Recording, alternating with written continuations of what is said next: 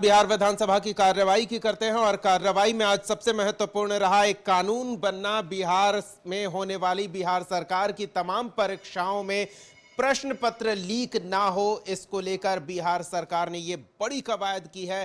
सख्त कानून तैयार किया गया है। बिहार विधानसभा में anti paper leak bill pass हुआ है। ध्वनि मत से इस बिल को पास किया गया है। इसमें गैर जमानती धाराएं लगाई जाएंगी जो इस अपराध में शामिल होंगे और इसे गंभीर अपराध घोषित किया जाएगा। 10 साल तक की सजा और 1 करोड़ रुपए तक का जुर्माना लगाया जाएगा। क्या कुछ कहा है इस बिल को लेकर विधानसभा में अपने संबोधन के दौरान विभागीय मंत्री ने, वो सुनाते हैं आपको।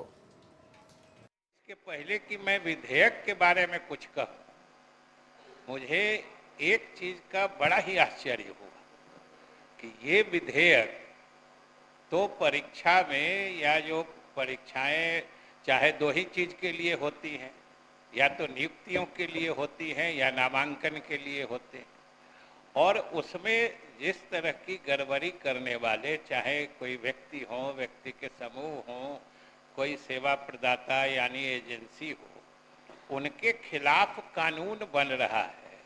और गड़बड़ी करने वालों को जब दंडित करने के नियम और कानून इस सदन में बनाए जा रहे हैं, तो आखिर इस तरह का अपराध करने वाले को बचाने के लिए विपक्ष का ये रवैया कि इस कानून के बनने के समय वो सदन से बहिष्कार कर गए, लगता है कि इन अपराधियों को दंडित करने के लिए जो सरकार ने संकल्प लिया है उससे इन्हें परेशानी हो रही है। इस दौरान विपक्ष पर भी निशाना साधा गया और विपक्ष के रवैये को लेकर मुख्यमंत्री नीतीश कुमार भी आज नाराज हो गए। हम आपको मुख्यमंत्री नीतीश कुमार की नाराजगी के बारे में बता देते हैं। दरअसल विपक्ष आरक्षण के मुद्दे को लेकर सरकार को घेरने की कोशिश में सदन की कार्यवाही शुरू होते ही जुट गया और इसको लेकर खूब हंगामा हुआ, नारेबाजी हुई, बैनर पोस्टर तक दिखाए गए। महिला को लेकर सरकार का क्या रुख है, इसको लेकर भी टीका टिप्पणी की गई और इस पर भी नाराजगी देखने को मिली। तो मुख्यमंत्री नीतीश कुमार ने तल्ख भरा जवाब दिया है, एक बार वो सुनाते हैं आपको। पटना के हाई कोर्ट ने रोका और तत्काल राज्य सरकार ने सुप्रीम कोर्ट में कर दिया है कि जो हाई कोर्ट का है फैसला, उसके खिलाफ राज्य सरकार ने किया और केंद्र सरकार को 9वें नंबर पर का जो हमने दिया है उसके लिए भी अनुरोध किया। तो ये सब काम कर रहे हैं। तो आप लोग किस बात के लिए यहाँ पर हम लोगों के खिलाफ? अरे ये सब चीज बात तो हम ही न किए हैं जी, अब आप लोग साथ दिए हैं। कुछ आइडिया था, अरे सही बोलिए,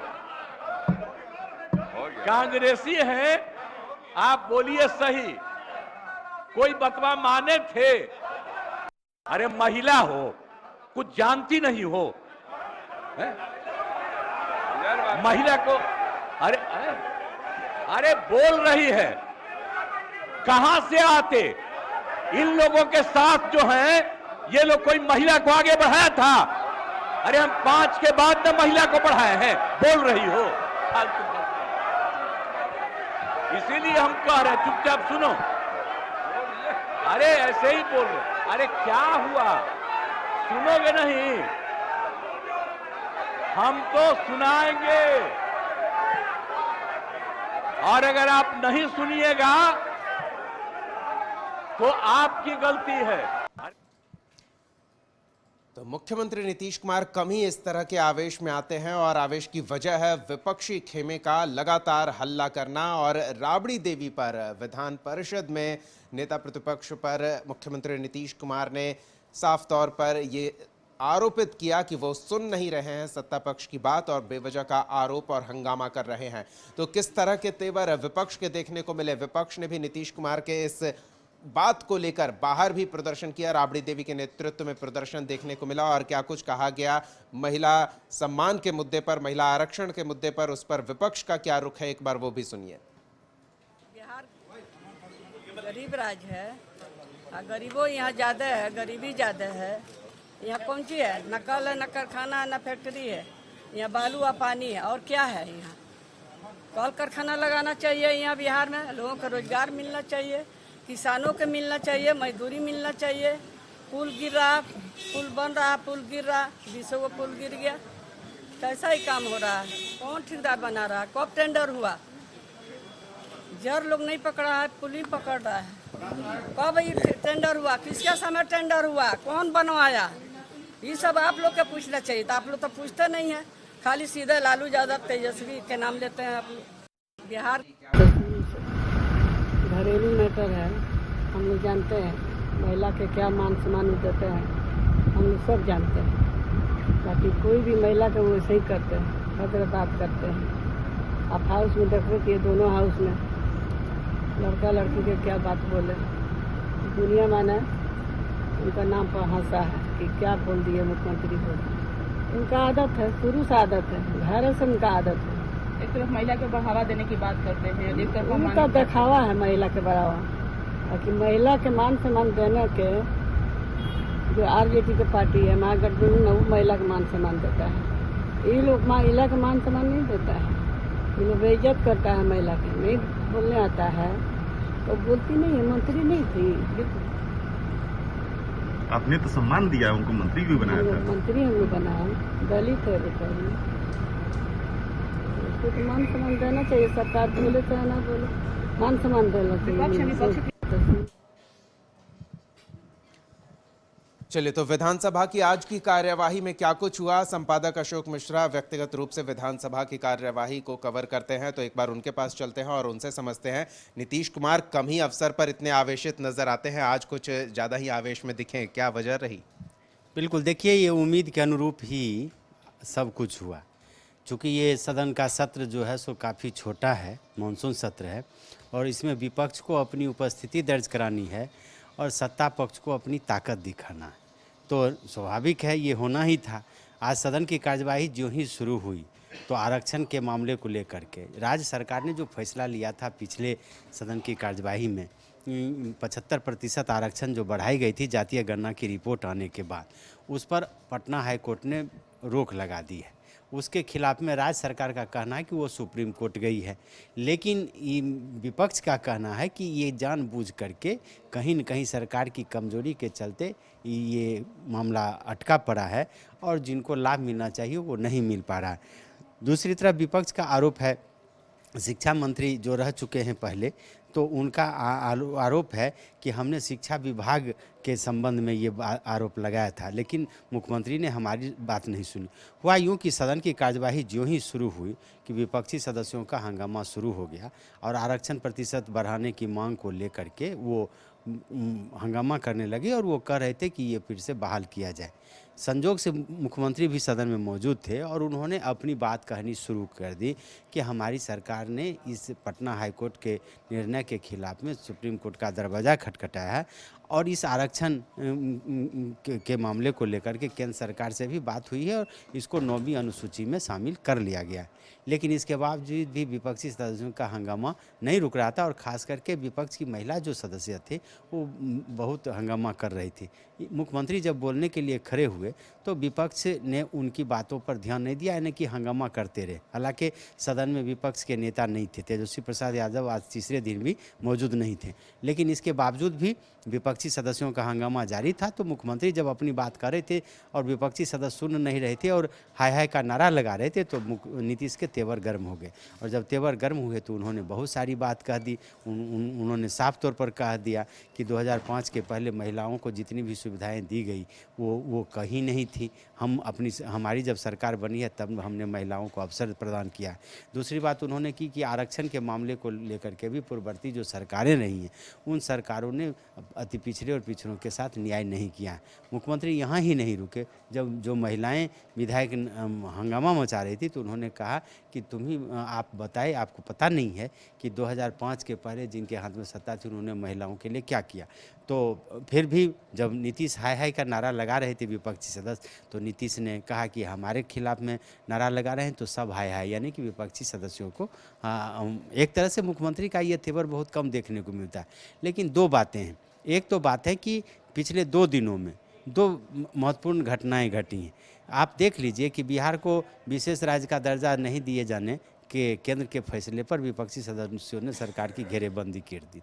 कल बजट में प्रावधान आ गया तो नीतीश के चेहरे आज खिले हुए थे।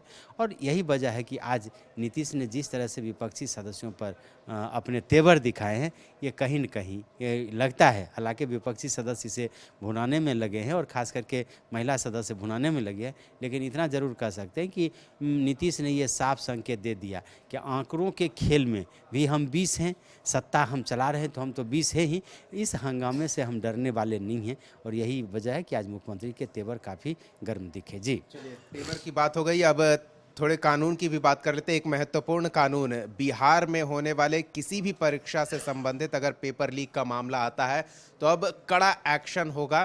पहले ये संदेश दिया गया था, लेकिन अब कानून बनाकर स्पष्ट कर दिया गया है सरकार का क्या रुख है। लेकिन विपक्ष इस दौरान भी अपना रुख स्पष्ट नहीं कर पाया। विपक्ष पर इस पे लिए भी निशाना साधा गया, न चर्चा में कोई योगदान, न और वोटिंग के दौरान मौजूद। अब ये कह सकते हैं कि ये विपक्ष की कमजोरी रही। सदन की कार्यवाही जब आज भोजनावकाश के बाद शुरू हुई तो आज भोजनावकाश के बाद अमूमन सरकारी कार्य होते हैं, 3 विधेयक आज सरकार को सदन में लाना था और उसी में ये पेपर लीक मामला जो पहले से चला आ रहा था, वो इसी घटनाओं पर विराम लगाने के लिए राज्य सरकार ने भी एक कानून लाया है। और उस कानून का मुख्य मकसद यही है कि भविष्य में कोई अगर इस तरह के मामले आते हैं तो जो एजेंसी है, नोडल एजेंसी है, उसके खिलाफ इतनी सख्त कार्रवाई की जाए कि ताकि दूसरा कोई हिम्मत नहीं जुटा सके।